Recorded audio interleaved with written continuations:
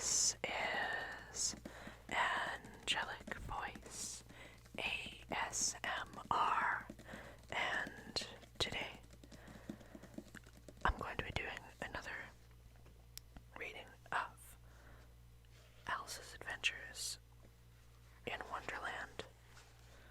This time we're going to be reading Chapter 2. The Pool of Tears. Curiouser and curiouser, cried Alice. She was so much surprised that for the moment she quite forgot how to speak good English. Now I'm opening out like the largest telescope that ever was. Goodbye, feet. For when she looked down at her feet, they seemed to be almost out of sight. They were getting so far off. Oh, my poor little feet. I wonder who will put on your shoes and stockings for you now, dears. I'm sure I shan't be able. I shall be a great deal too far off to trouble myself about you. You must manage the best way you can, but I must be kind to them, thought Alice, or perhaps they won't walk the way I want to go. Let me see. I'll give them a new pair of boots every Christmas. And she went on, planning to herself how she would manage it. They must go by carrier, she thought, and how funny it'll seem, sending presents to one's own feet, and how odd the directions will look. Alice right foot esque, high the rug, near the fender, with Alice's love. Oh dear, what nonsense I'm talking. Just at this moment, her head struck against the roof of the hall. In fact, she was now rather more than 9 feet high, and at once she took up the little golden key and hurried off to the garden door. Poor Alice! It was as much as she could do lying down on one side to look through the garden with one eye, but to get through was more hopeless than ever. She sat down and began to cry again. You ought to be ashamed of yourself, said Alice. A great girl like you, she might well say this, to go on crying in this way. Stop this moment, I tell you. But she went on all the same, shedding gallons of tears until there was a large pool all around her, about 4 inches deep and reaching half down the hall. After a time, she heard a little pattering of feet in the distance, and she hastily dried her eyes to see what was coming. It was the White Rabbit returning, splendidly dressed, with a pair of white kid gloves in one hand and a large fan in the other. He came trotting back along in a great hurry, muttering to himself as he came. Oh, the Duchess, oh, won't she be savage if I've kept her waiting? Alice felt so desperate that she was ready to ask help of anyone, so when the rabbit came near, she began in a low, timid voice. If you please, sir. The rabbit started violently, dropping the white kid gloves in the van, and scurried away into the darkness as hard as he could go.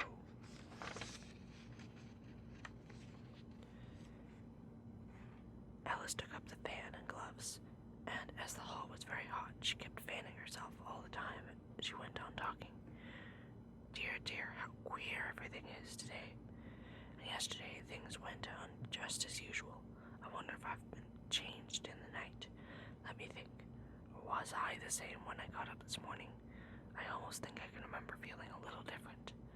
But if I'm not the same, the next question is, who in the world am I? And that's the great puzzle. And she began thinking over all the children she knew that were the same age as herself to see if she could have been changed for any of them. I'm sure I'm not Ada, she said, for her hair goes in such long ringlets and mine didn't go in ringlets at all. I'm sure I can't be Mabel, for I know all sorts of things, and she knows so very little. And she is she, and I am I, and oh dear, how puzzling it all is. I'll try and see if I know all the things I used to know. Let me see, 4 times 7 is... Oh dear, I shall never get to 20 at that rate. However, the multiplication table does let's try geography. London is the capital of Paris, and Paris is the capital of Rome, and Rome... No, that's all wrong. I'm certain I must have been crossed. Change from Abel. I'll try and say how it doth a little, and she crossed her hands on her lap as if she was saying lessons and began to repeat it, but her voice sounded hoarse and strange, and the words did not come the same they used to.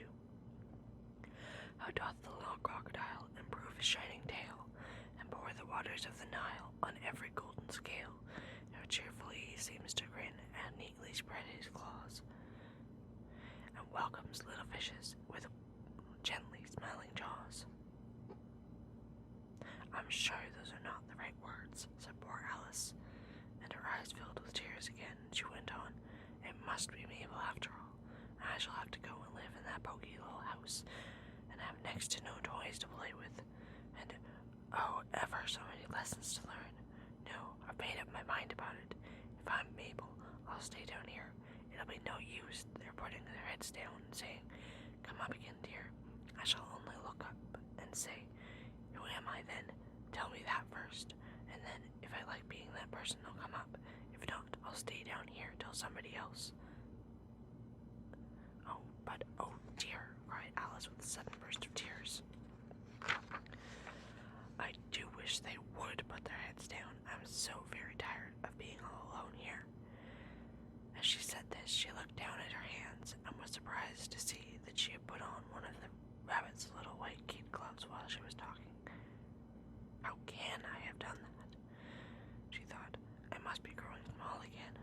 She got up and went to the table to measure herself by it, and found that she was as nearly as she could guess. She was now about 2 feet high, and was going on shrinking rapidly. She found this out soon, that this was because of the fan she was holding, and she dropped it hastily, just in time to save herself from shrinking away altogether. That was a narrow escape, said Alice, a good deal frightened at the sudden change, but very glad to find herself in existence still. And now for the garden. And she ran with all speed back to the little door, but alas, the little door was shut again, and the little golden key was lying on the glass table as before. And things are worse than ever, thought the poor child, for never was I so small as this before, never, and I declare it's too bad that it is. As she said these words, her foot slipped, and in another moment, splash, she was up to her chin in salt water. Her first idea was that she had somehow fallen into the sea.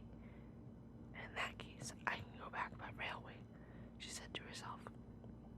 Alice had been to seaside once in her life, and had come to the general conclusion that wherever you go on the English coast, you'll find a number of bathing machines in the sea, and some children digging in the sand with wooden spades. Then a row of lodging houses, and behind them a railway station. However, she soon made out that she was in the pool of tears which she had wept when she was 9 feet high. I wish I hadn't cried so much, said Alice as she swam about, trying to find her way out. I shall be punished for it now, I suppose, by being drowned in my own tears. That will be a queer thing, to be sure. However, everything is queer today. Just then, she heard something splashing about in the pool a little way off, and she swam nearer to make out what it was. At first she thought it must be a walrus or a hippopotamus, but then she remembered how small she was now, and soon made out that it was only a mouse that had slipped in like herself. Would it be of any use now, thought Alice, to speak to this mouse? Everything is so out of the way down here that I should think very likely it can talk. At any rate, there's no harm in trying. So she began, Oh, mouse, do you know the way out of this pool? I am very tired of swimming about here, oh mouse. Alice thought this must be the right way of speaking to a mouse. She had never done such a thing before, but she remembered having seen in her brother's Latin grammar, a mouse of a mouse to a mouse, oh mouse.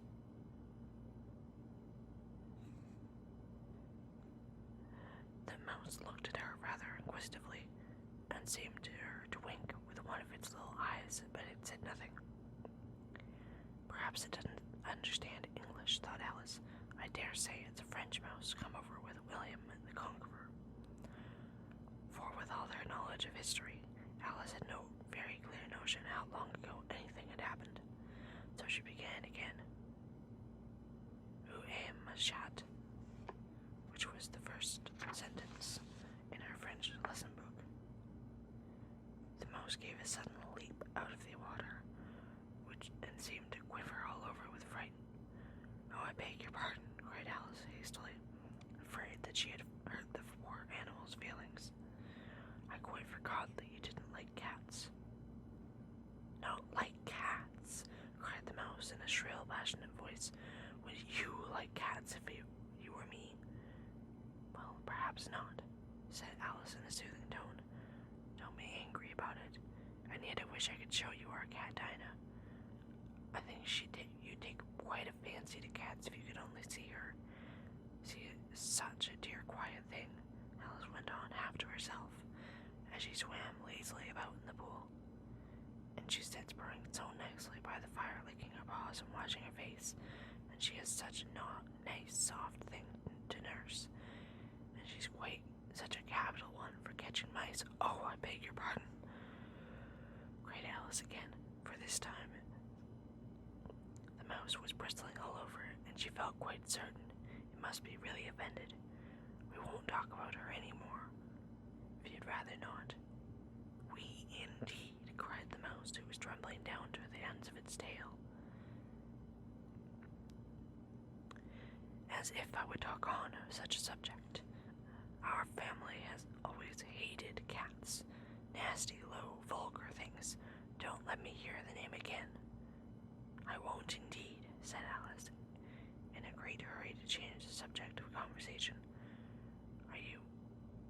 Are you fond of dogs? The mouse did not answer, so Alice went on eagerly. There is such a nice little dog near our house. I should like to show you. A little bright-eyed terrier, you know, with such long, curly brown hair. And he'll fetch things when you throw them, and he'll sit up and beg for its dinner and all sorts of things. I can't remember half of them. It belongs to a farmer, you know, and he says it's so useful it's worth £100. He says it kills all the rats, and oh dear, cried Alice in a sorrowful tone. I'm afraid I've offended it again, for the mouse was swimming away from her as hard as it could go, making quite a commotion in the pool as it went. So she called after it, Mouse dear, do come back again, and we won't talk about cats or dogs either, if you don't like them. When the mouse heard this, it turned around and swam slowly back to her, its face quite pale with passion, Alice thought, and it said in a low, trembling voice, Let us get to the shore, and I'll tell you my history, and you'll understand why it is I hate cats and dogs. It was high time to go, for the pool was getting quite crowded with birds and animals that had fallen into it, and there was a duck and a dodo, a lory and an eaglet, and several other curious creatures. Alice led the way, and the whole party swam to shore.